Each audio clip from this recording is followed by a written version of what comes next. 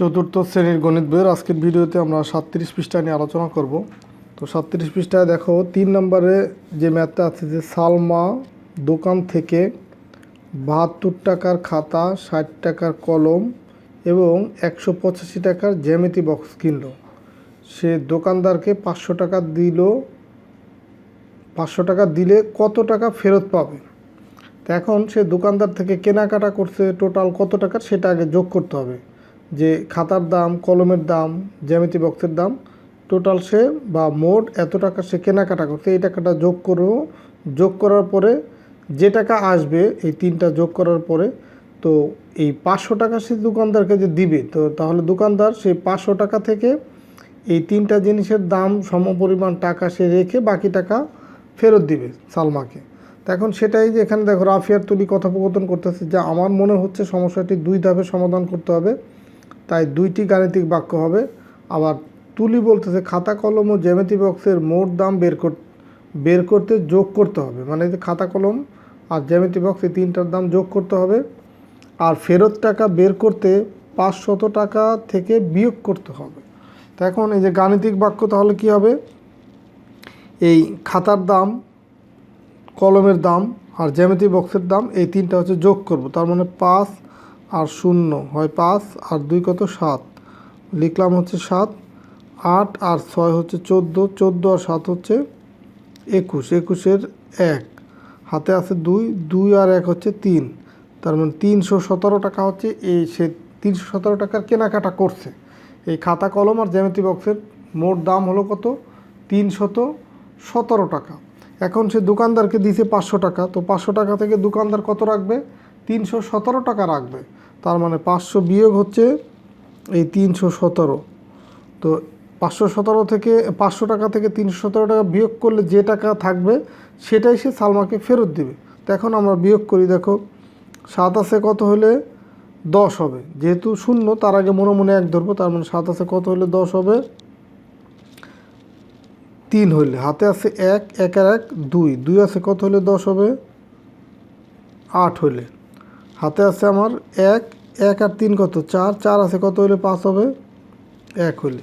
তার মানে সে দোকানদারকে থেকে 183 টাকা ফেরত পাবে। তাহলে কেনাকাটা করলো 317 টাকার, দোকানদারকে দিল 500 টাকা, আর দোকানদার তাহলে 317 টাকা রাখলে বাকি যে টাকা 183 টাকা সেটা সালমাকে ফেরত দিবে। তো এটা আবার এই চলো হিসাব করে এখানে 2টা ধাপে আবার করা যায়। যে এখানে এই খাতার দাম, তারপরে যোগ করব হচ্ছে এর সাথে কলমের দাম, এর সাথে হচ্ছে জ্যামিতি বক্সের দাম 185 টাকা। তাহলে এই তিনটা যোগ করে আমরা কত পাইছি? এখানে 317। এই খালি ঘরে লিখব 317 টাকা। এখন দ্বিতীয় ধাপে যেটা করব, এই 517 থেকে এই 317 বিয়োগ করব। তো 500 বিয়োগ এই খালি ঘরে লিখব কত? 317। আর এই খালি ঘরে লিখব কি? বিয়োগ করার পরে যে মানটা পাবো 183 এটা। তার মানে দোকানদার তাকে 183 টাকা ফেরত দিবে দোকানদার সালমাকে। এরপর দেখো 4 নম্বর যে ম্যাথটা, মা ও মেয়ের বর্তমান বয়সের যোগফল হচ্ছে কত? 98 বছর। 8 বছর পূর্বে মেয়ের বয়স ছিল 85 বছর। এটা হচ্ছে 8 বছর পূর্বের বয়স বা 8 বছর আগের বয়স। এখন এখানে 3টা প্রশ্ন, যে মেয়ের বর্তমান বয়স কত, মায়ের বর্তমান বয়স কত, 10 বছর পর মায়ের বয়স কত হবে? তো এইখানে দেখো মা ও মেয়ের বর্তমান বয়সের যোগফল দেওয়া আছে 98 বছর। তার মানে এই যে 98 বছর, এর ভিতরে মায়ের বয়সও আছে, মেয়ের বয়সও আছে। তো এর ভিতর থেকে আমরা যদি মেয়ের বর্তমান বয়সটা বাদ দিই তাহলে আমরা কার বয়স পাবো? মায়ের বয়স পাওয়া যাবো, মানে 2 নম্বরের উত্তর। আর মায়ের যে বর্তমান বয়স হবে তার সাথে যদি আমরা 10 বছর যোগ করি তাহলে 10 বছর পরের মায়ের বয়স পেয়ে যাব। তো এটা আমি খাতায় লিখে দেখাচ্ছি তোমাদের। দেখো তাহলে আমরা এখন এই ম্যাথটা সমাধান করার জন্য প্রথমে লিখতে পারি যে 8 বছর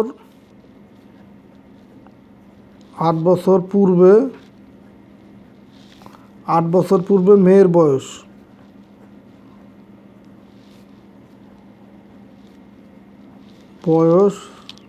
ছিল কত? সমান সমান 25 বছর। এটা হচ্ছে 8 বছর পূর্বে মেয়ের বয়স ছিল। তো আমার 1 নম্বর যে প্রশ্নটা ছিল এটাই আমি আগে সমাধান করব। 1 নম্বর প্রশ্ন ছিল যে মেয়ের বর্তমান বয়স কত? তো 8 বছর পূর্বে যদি মেয়ের বয়স 25 হয় তাহলে বর্তমান বয়স কত হবে? সুতরাং বর্তমান মেয়ের বয়স সমান কত হবে? এই 8 বছর পূর্বে যে বয়সটা ছিল তার সাথে আমরা এই 8 যোগ করব, তার মানে 25 যোগ হচ্ছে 8, এত বছর। তো 25-এর সাথে 8 যোগ করলে দেখো 8 আর 5 কত হয়? 13, 13 3, হাতে আছে আমার 1, 1 আর 2 কত হয়? 3, তার মানে 33 বছর। এটা হচ্ছে বর্তমান মেয়ের বয়স বা 1 নম্বর প্রশ্নের উত্তর, বর্তমান মেয়ের বয়স। এরপরে দেখো 2 নম্বর যে প্রশ্ন, যে মায়ের বর্তমান বয়স কত? তো দেখো প্রথমেই দেয়া আছে যে মা ও মেয়ের বর্তমান বয়সের যোগফল, তো সেটা লিখে নিব যে মা ও মেয়ের বর্তমান বয়সের যোগফল সমান সমান কত দেয়া আছে? 98 বছর। এটা হচ্ছে মা ও মেয়ের বয়সের যোগফল। এখন আমরা 1 নম্বর থেকে বের করছি কি? বর্তমান মেয়ের বয়স। তার মানে মায়ের বয়স হবে কি? আমরা যদি মেয়ের বয়সটাকে বাদ দিয়ে দিই তাহলে আমরা মায়ের বয়স পেয়ে যাব। তো এখানে লিখে নিব যে বর্তমান মেয়ের বয়স সমান কত? 33 বছর। তাহলে সুতরাং মায়ের বয়স, আমাকে 2 নম্বরে কিন্তু মায়ের বয়সই বের করতে বলছে, সুতরাং মায়ের এখানে বর্তমানটা লিখে দিলে ভালো হয়, যেহেতু বর্তমান লিখতে বলছে, বর্তমান বয়স বের করতে বলছে। তো মায়ের বর্তমান বয়স সমান কত হবে?